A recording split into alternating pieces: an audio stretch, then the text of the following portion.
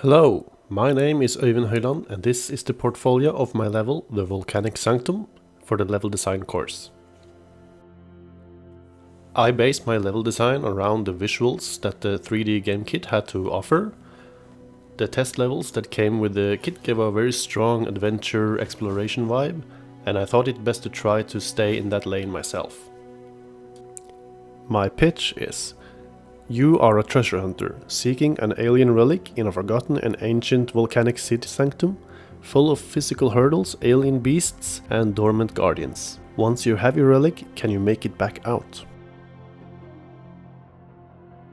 In the first sketches, I imagined the city to be underground, with a bottomless chasm between its sections, but it later changed into a volcano after trying to build a place in Unity for a while. I wanted the city to have a circular layout, almost like onion layers, where each layer is connected by crumbling bridges and moving platforms. In the middle is the sanctum, where the relic is located on an altar. In order to reach it, the player has to find their way through outer streets, cross the crumbling bridges, and finally do some platform jumping to get to the top of the altar. I also made some more in-depth maps of certain key areas, such as the puzzle for opening the entrance, a rough layout of how I imagined the rotating platform section around the altar, and 2 extra challenges that I later scrapped, a combat training area and a crumbling floor section. I wanted the player to start outside the Volcanic Sanctum, climbing through a narrow canyon as they make their way to the entrance, turning it into a grand reveal when they turn the final corner and see it. On their way there, I wanted to teach the player the jump mechanics through simple jumping challenges. Here you can see an area from a sketch that I briefly mentioned, the puzzle for opening the main entrance. Its switches are found inside the 2 side chambers.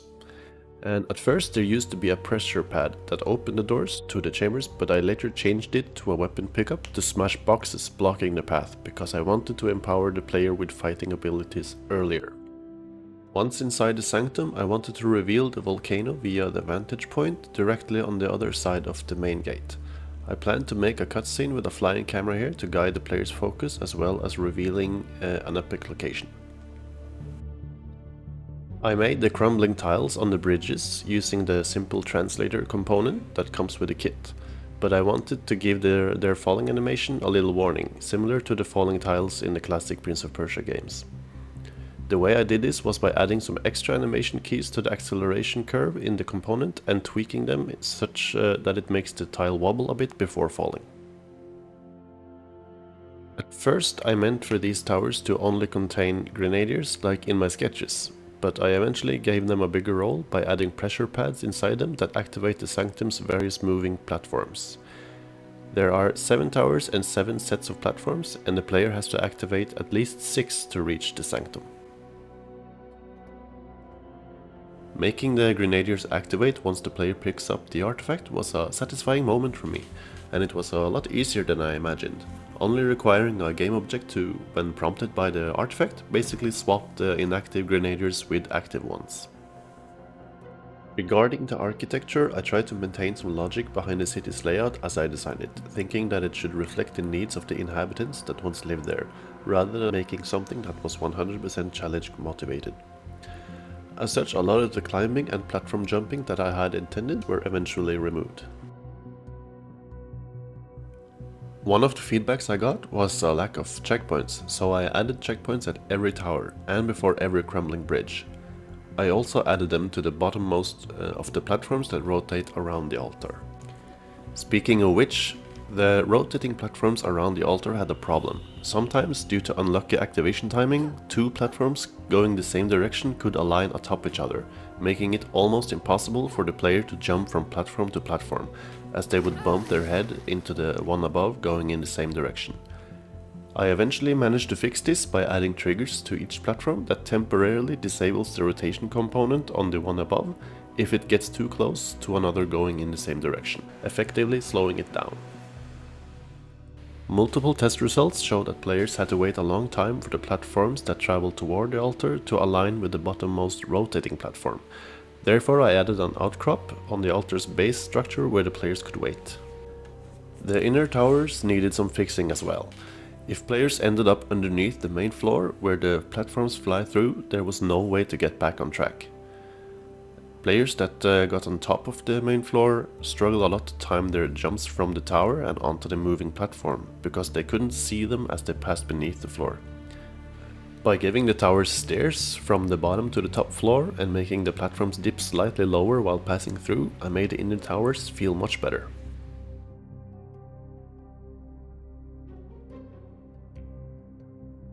Once I upgraded the visuals, it really lifted the atmosphere of the level. Here are some comparison shots.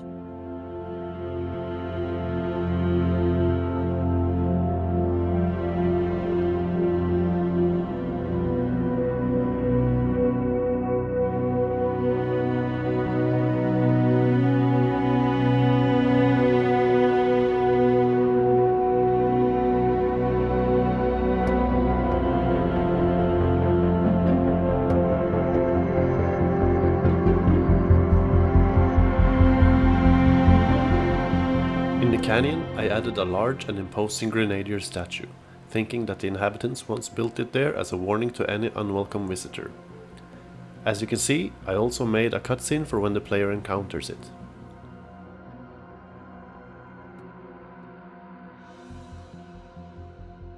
I also made cutscenes for when the player reaches the chambers area, focusing on the main gate and the weapon pedestal. And of course, a cutscene from the vantage point zooming in on the artifact to remind the player of their goal.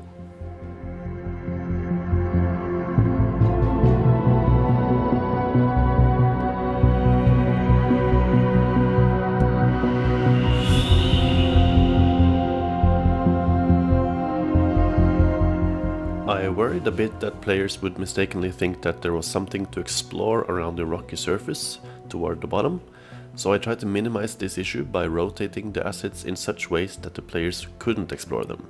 In addition, I added 2 ways back to the entrance should the player fall down for any reason near the streets, thinking that whoever once lived here would want the same. In the Sanctum area, I added some ambient music to make it appear more mysterious and ethereal, especially while you're traveling on the moving platforms.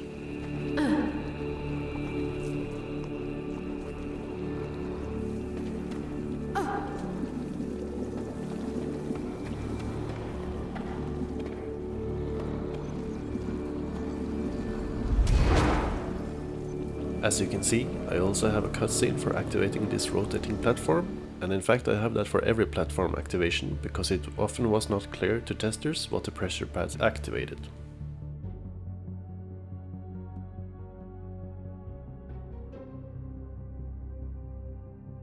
I gave the dormant grenadiers dark materials on their eyes and the core to make them stand out from their active state. I also made the ones around the altar activate less synchronously to make it more organic. In addition, I added combat music for when it happens.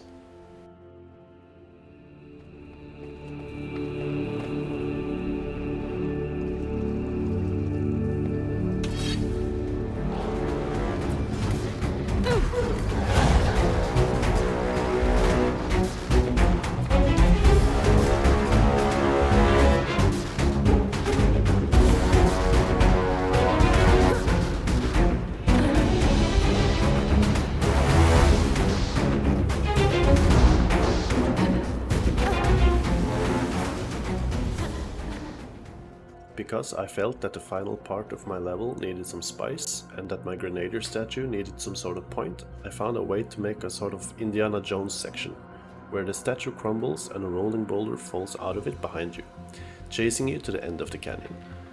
I was very happy that I managed to pull this off, even though it is sort of unpolished. If I had more time, I would have placed the grenadier further up the canyon so the boulder chase would last longer, and I would have found a way to reset the chase in the cases where the player died. Overall, I'm very happy with my level. It ended up being a lot longer and more work than I intended, but also much better than I expected.